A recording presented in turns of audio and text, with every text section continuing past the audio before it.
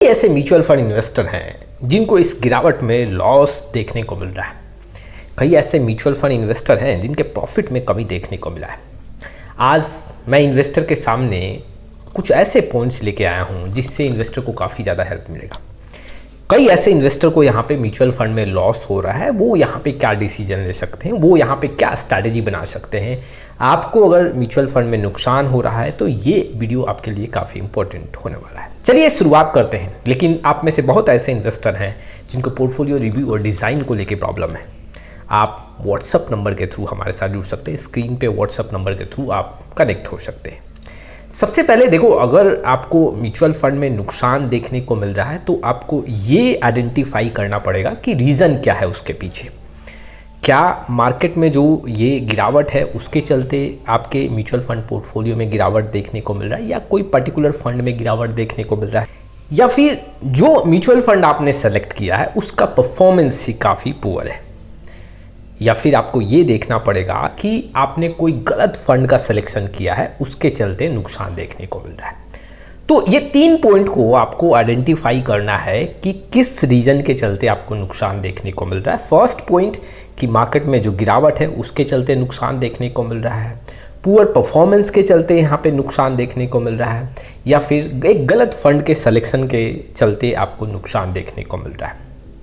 अगर मार्केट में जो ये गिरावट है, इस गिरावट के चलते आपके पोर्टफोलियो में और आपके म्यूचुअल फंड में नुकसान देखने को मिल रहा है, तो आपको यहाँ पे ज्यों का त्यों बने रहना चाहिए, अपने इन्वेस्टमेंट को कंटिन्यू करना चाहिए और इसमें आप कोई भी नेगेटिव डिसीजन यहाँ पे नहीं बनाना चाहिए। दूसरा जो पॉइंट था, जी हाँ, अगर पुअर परफॉर्मेंस है तो आपको अपने कैटेगरी में अपने फंड का पूरा डेटा जो ऑन द एवरेज रिटर्न है पिछले 1 साल, 2 साल, 3 साल, 5 साल, इन आंकड़ों को आपको कैटेगरी एवरेज के आंकड़ों से कंपेयर करना चाहिए। आपको बेंचमार्क से कंपेयर करना चाहिए कि आपका परफॉर्मेंस फंड का कैसा है। अगर परफॉर्मेंस काफ़ी ख़राब है तब आपको वहाँ पे कुछ स्ट्रैटेजिक डिसीजन लेना चाहिए, और अगर परफॉर्मेंस अच्छा है तो आपको अपने पोर्टफोलियो में और अपने फंड में कोई चेंजेस नहीं करना चाहिए। तीसरा जो पॉइंट है, आपने फंड का सिलेक्शन ही अगर गलत किया है, सपोज दैट आपका रिस्क कैपेसिटी जो है वो काफ़ी हाई नहीं है, आप एक कंजर्वेटिव इन्वेस्टर हो और आपने अपने पोर्टफोलियो में मिड कैप और स्मॉल कैप का फंड यहाँ पे ऐड किया है, तो ये एक रॉन्ग फंड सिलेक्शन है और ये आपके गोल के लिए सुटेबल फंड नहीं है, जो आने वाले समय में आपको नुकसान ज़्यादा दे सकता है। गिरावट में आप क्या क्या पॉइंट का ध्यान रख सकते हो।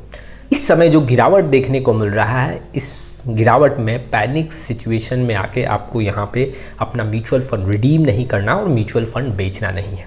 Avoid panic selling. जी हाँ, जब भी मार्केट में गिरावट होता है तो इस पॉइंट को आपको याद रखना है कि मार्केट में गिरावट के साथ हम कभी भी अपने म्यूचुअल फंड को रिडीम नहीं करेंगे और म्यूचुअल फंड से बाहर नहीं निकलेंगे। इस समय जो सिचुएशन देखने को मिल रहा है, स्मॉल कैप हो, मिड कैप हो, लार्ज कैप हो, हर एक मार्केट कैप में गिरावट काफ़ी ज़्यादा है, और गिरावट जो देखने को मिल रहा है उससे हर एक मार्केट कैप के कैटेगरी के जो म्यूचुअल फंड्स हैं वहाँ पे नुकसान ज़्यादा देखने को मिल रहा है। ऐसे में जल्दी में आप देखोगे मार्केट में गिरावट है और उसके चलते आप म्यूचुअल फंड को रिडीम कर रहे हो, तो ये डिसीजन आपको बाद में अफसोस ही दिलाएगा। अभी तो 2 महीने, 3 महीने, 4 महीने के लिए ऐसा लगेगा चलो मैं सही समय पे निकल गया, लेकिन जब मार्केट का रुख बदलेगा, समय यहाँ पे चेंज होगा, मार्केट का जो मोमेंटम है वो पॉजिटिव देखने को मिलेगा, तो उस समय आप अफसोस करोगे। इस गिरावट में आपको अपने पोर्टफोलियो का भी ध्यान रखना है।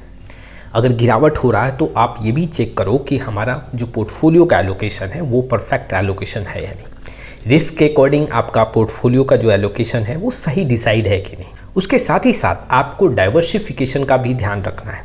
ऐसा नहीं कि सिर्फ एक सेक्टर पे फोकस करना है, ऐसा नहीं कि सिर्फ एक मार्केट कैप पे फोकस करना है, ऐसा नहीं कि सिर्फ एक एएमसी के फंड्स पे फोकस करना है, और ऐसा भी नहीं होना चाहिए कि आपके पोर्टफोलियो में ओवरलैप ज़्यादा हो रहा हो। तो मैंने ये बार बार पॉइंट रखा है कि ऐसे गिरावट में जब आपका पोर्टफोलियो डाइवर्सिफिकेशन के साथ होगा तो आपको नुकसान कम देखने को मिलेगा। हो सकता है कि रिटर्न थोड़ा कम बनता हुआ देखने को मिले, लेकिन डाउन साइड प्रोटेक्शन आपको यहाँ पे स्ट्रॉन्ग देखने को मिलेगा अगर आपका पोर्टफोलियो एलोकेशन सही होगा विथ डाइवर्सिफिकेशन। चलिए अगले पॉइंट की तरफ बढ़ते हैं। देखो, अगर आपका फंड का परफॉर्मेंस वाकई में कमज़ोर है, आपने पूरा डेटा यहाँ पे चेक किया कि पिछले 3 साल, पिछले 5 साल, पिछले 10 साल का आंकड़ा पूरा यहाँ पे देखा, और उसमें आपको ये देखने को मिला कि कैटेगरी एवरेज से भी कम पैसा बनता हुआ देखने को मिल रहा है, बेंचमार्क से भी कम पैसा बनता हुआ देखने को मिल रहा है, और डिफरेंस भी काफ़ी ज़्यादा है।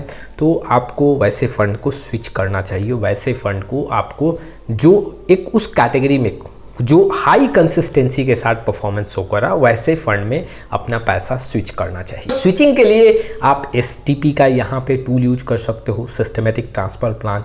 जी हाँ, एक मंथली विड्रॉल के साथ आप वैसे फंड में SIP के थ्रू इन्वेस्ट कर सकते हो। अगर सेम AMC है तो आप वहाँ पे STP भी सेट कर सकते हो। इस गिरावट में आपको ये भी ध्यान रखना है, अगर आपके फंड अच्छे हैं, मार्केट के गिरावट के चलते आपके पोर्टफोलियो में गिरावट देखने को मिल रहा है, आपके म्यूचुअल फंड में गिरावट देखने को मिल रहा है, जो भी आपने फंड का सिलेक्शन किया है वो सही है आपके रिस्क के अकॉर्डिंग, तब आपको अपने SIP को कंटिन्यू करना चाहिए। आपको अपने SIP को यहाँ पे डिसकंटिन्यू नहीं करना चाहिए।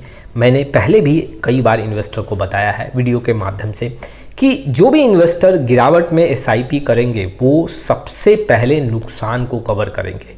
जो भी इन्वेस्टर यहाँ पे SIP को रोकेंगे, जी हाँ, उनका नुकसान बहुत टाइम में रिकवर होगा, क्योंकि देखो जैसे जैसे मार्केट गिरेगा आप SIP करते जाओगे, अपने NAV को नीचे लेके आओगे, और जैसे मार्केट ऊपर की ओर भागना स्टार्ट करेगा तो सबसे पहले आपका नुकसान रिकवर होगा और आप प्रॉफिट में भी सबसे पहले देखोगे। तो अगर सारे कंडीशन फुलफिल हो रहे हैं, आपका फंड का परफॉर्मेंस अच्छा है, मार्केट के कंडीशन के चलते आपके पोर्टफोलियो में गिरावट है, आपने ये भी देखा कि डाइवर्सिफिकेशन भी है आपके पोर्टफोलियो में, एलोकेशन भी अच्छा है, सिचुएशन में आपको अपने म्यूचुअल फंड SIP को कंटिन्यू करना चाहिए। अब अगले पॉइंट की तरफ बढ़ते हैं। देखो कई बार इन्वेस्टर क्या गलती करते हैं, टाइम टू टाइम अपने जो एक रिस्क लेने की कैपेसिटी है उसको वो चेंज करते हैं। कई बार एग्रेसिव होकर प्ले करते हैं, कई बार कंजर्वेटिव होकर प्ले करते हैं। मार्केट में जब पैसा बनता है तो सेक्टर फंड और थीमेटिक्स फंड के साथ जाते हैं, वहाँ पे पैसा बन रहा है। जब मार्केट में गिरावट होता है तो वो काफ़ी डर जाते हैं और वहाँ से वो पैसा निकालना स्टार्ट करते हैं। अगर देखो आप अपने रिस्क कैपेसिटी को समझ नहीं पा रहे हो, के साथ आपका डर काफ़ी ज़्यादा देखने को मिल रहा है, तो ऐसे सिचुएशन पे आपको हाइब्रिड फंड या डेब्ट फंड में अपने पैसे को स्विच करना चाहिए। आपको इक्विटी के साथ नहीं बने रहना चाहिए, लेकिन हाँ, आपको ये भी गलती नहीं करना, जब मार्केट रिकवर करे तो फिर से पूरा पैसा इक्विटी में कोई हाई रिस्क फंड में हम फिर से डाल दें, ये दोबारा आपको गलती नहीं करना चाहिए। एक पॉइंट और मैं आपके सामने रखना चाहता हूँ। देखो इस वीडियो के माध्यम से मैं ये भी समझाना चाहता हूँ कि अगर आपको आज के डेट में म्यूचुअल फंड में लॉस हो रहा है या फिर कोई स्टॉक्स, डायरेक्टली स्टॉक्स में आप पैसा लगाए वहाँ भी लॉस हो रहा है, तो आप टैक्स हार्वेस्टिंग कर सकते हैं। इट मीन्स कि जो कभी अगर आपको कोई शॉर्ट टर्म कैपिटल गेन या लॉन्ग टर्म कैपिटल गेन यहाँ पे करना है, तो उस लॉस को बियर करके उस शॉर्ट टर्म और लॉन्ग टर्म कैपिटल गेन को एडजस्ट कर सकते हैं। इस गिरावट में ये सबसे अच्छा स्ट्रैटेजी है लॉन्ग टर्म और शॉर्ट टर्म कैपिटल गेन को यहाँ पे एडजस्ट करने के लिए।